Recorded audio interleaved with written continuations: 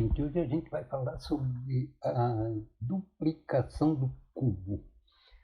É um dos problemas clássicos, né, da antiguidade e tem uma história bem interessante relacionada com o oráculo de Delfos.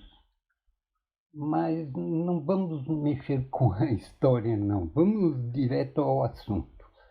O problema é o seguinte: a gente tem que construir um segmento com régua e compasso de modo que esse segmento, sendo a aresta de um cubo, esse cubo tenha o dobro do volume de um certo cubo dado.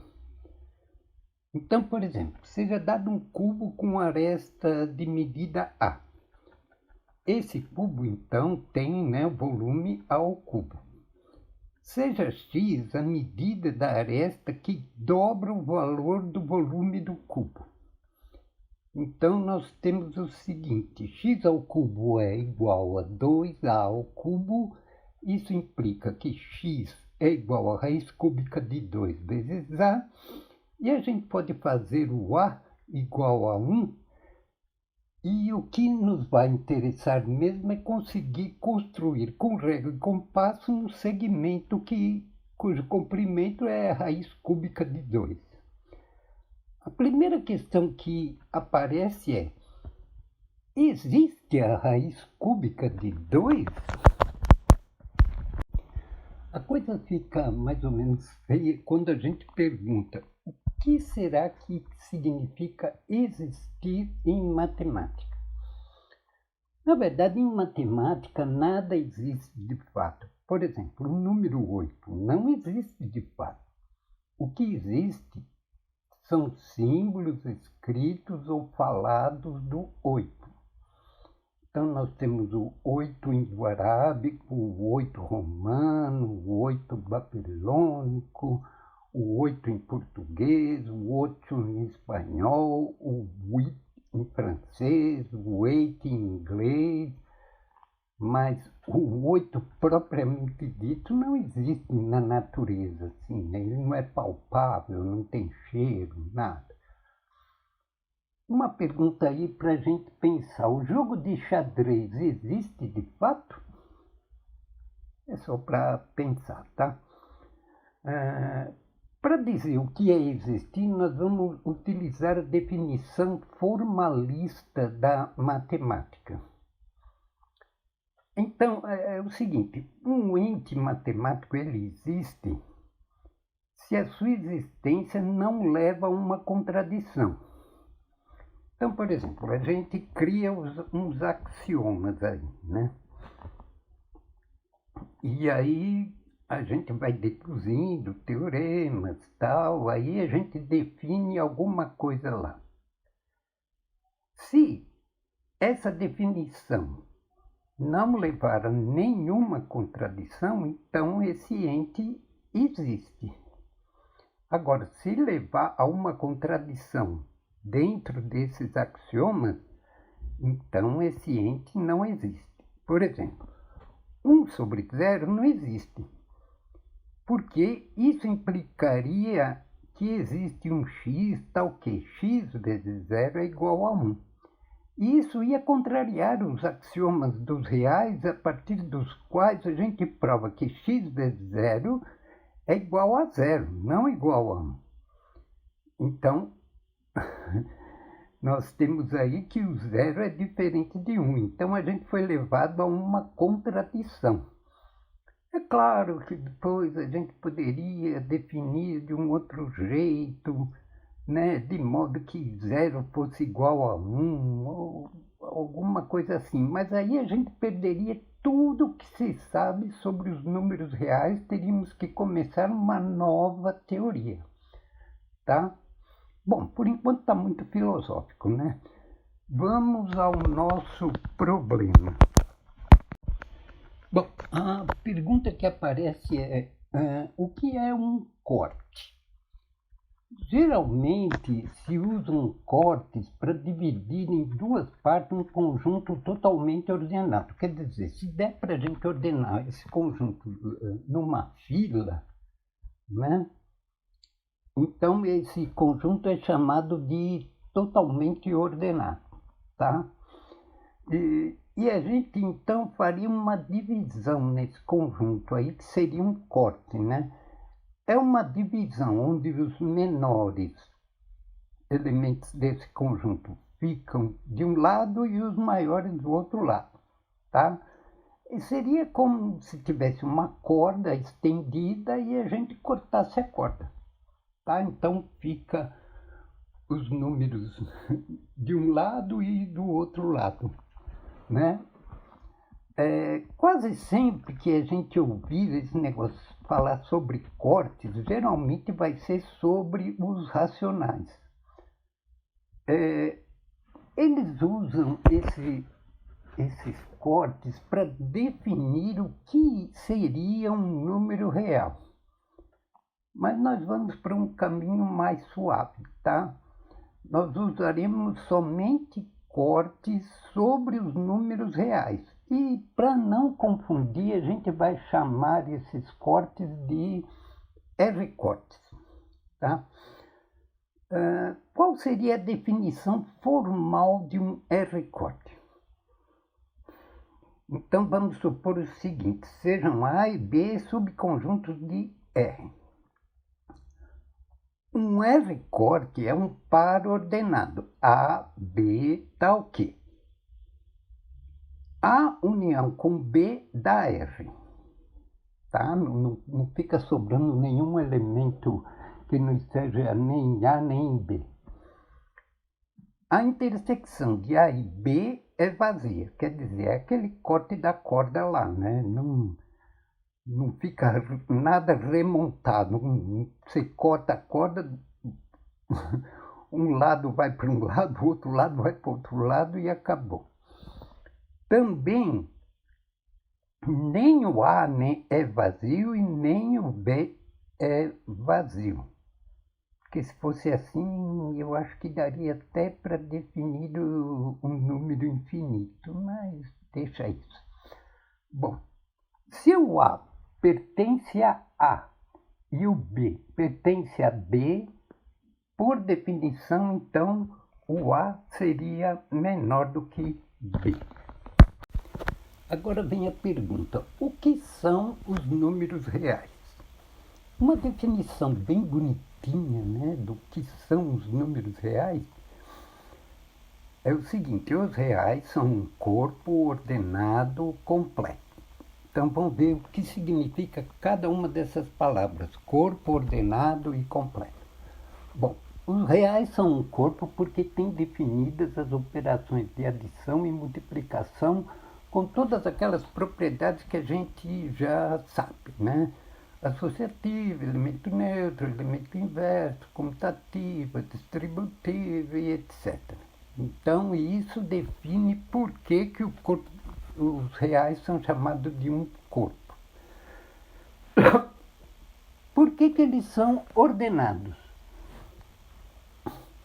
Eles são ordenados porque o conjunto dos números reais tem definido uma ordem total, né, que é um atrás do outro numa fila, e uma das propriedades é a seguinte: se x mais y é menor ou igual a x mais z, então implica que y é menor ou igual a z. E tem outras propriedades da ordem que não vamos cumprir aqui, né?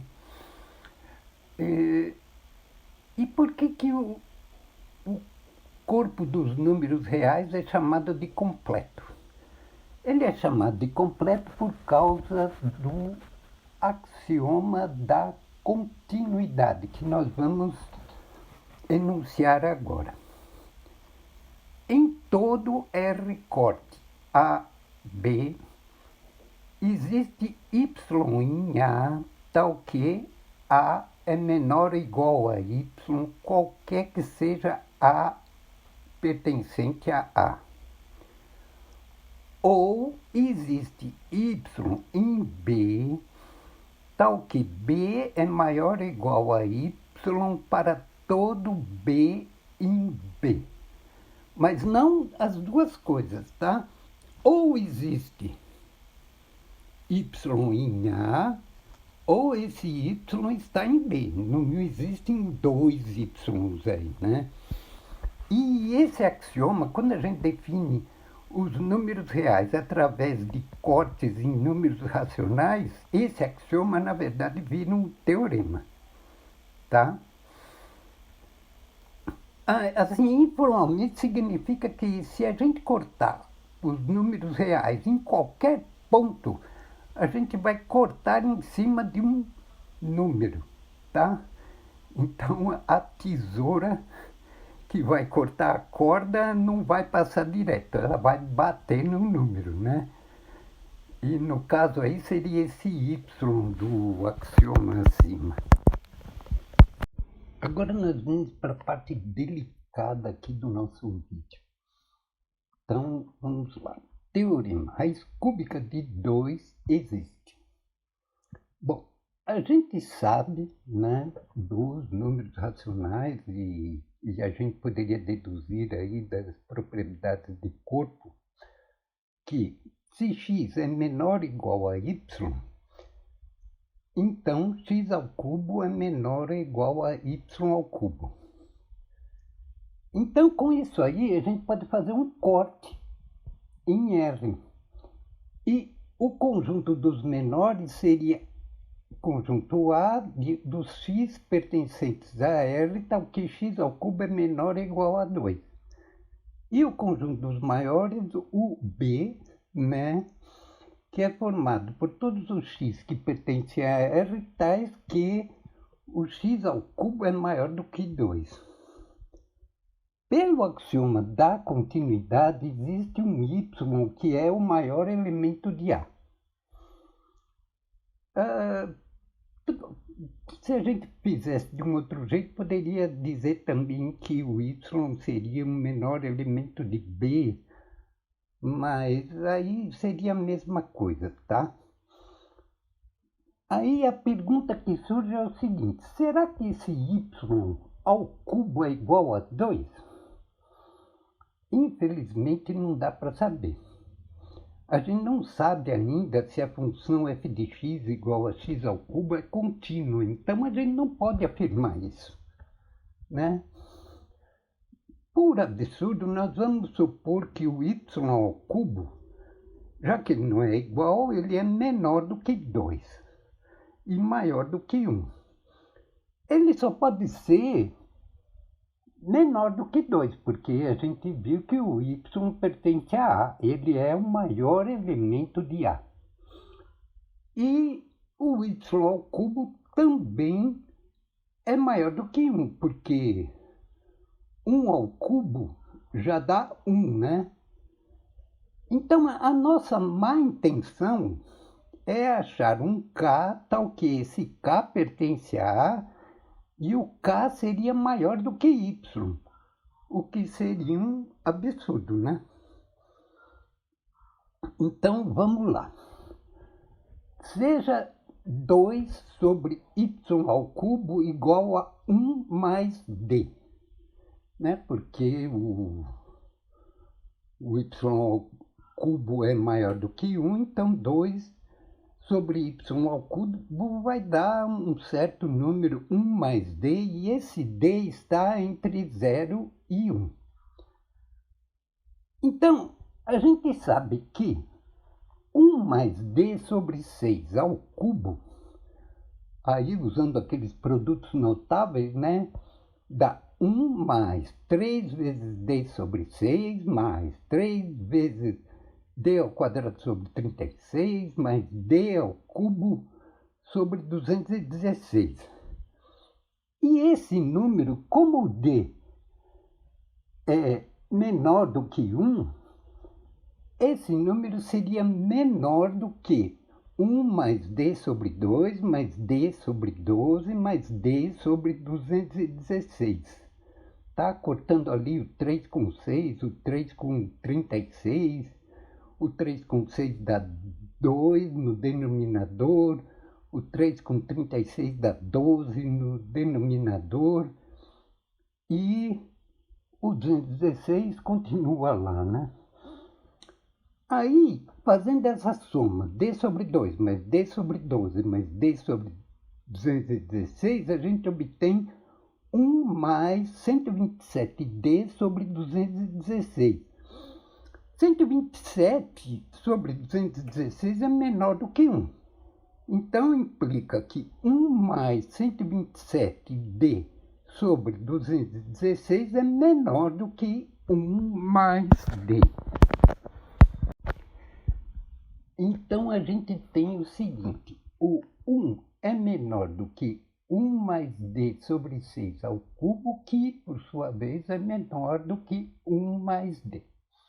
Agora, vamos multiplicar os três membros por y ao cubo. Então, o 1 vira y ao cubo. O 1 mais d sobre 6 ao cubo vira y, que multiplica 1 mais d sobre 6, tudo ao cubo. E o 1 mais d vezes y ao cubo, por definição, seria igual a 2. Agora, olhem um absurdo. Y, que multiplica 1 mais d sobre 6, é maior do que y, né? Porque o y está sendo multiplicado por um número maior do que 1. Tá? O y, que multiplica 1 mais d sobre 6, tudo ao cubo, é menor do que 2. Tá? Então, o y, que multiplica 1 mais d sobre 6, pertence a A, porque o conjunto A é o conjunto de todos os números cujo cubo dá menos que 2.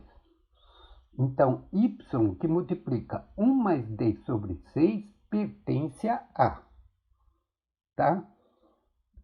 Isso é um absurdo, porque o y é o maior elemento de A. E lá em cima a gente chegou à conclusão que y, que multiplica 1 mais d sobre 6, também pertence a A e é maior do que y. Isso é um absurdo, porque o y seria o maior elemento de A. Então, existe um y tal que y ao cubo é igual a 2. Portanto, existe a raiz cúbica de 2 e é real, como a gente queria demonstrar, tá? Bom, gente, no próximo vídeo eu pretendo mostrar que a raiz cúbica de 2 é irracional pelo método de Fermat.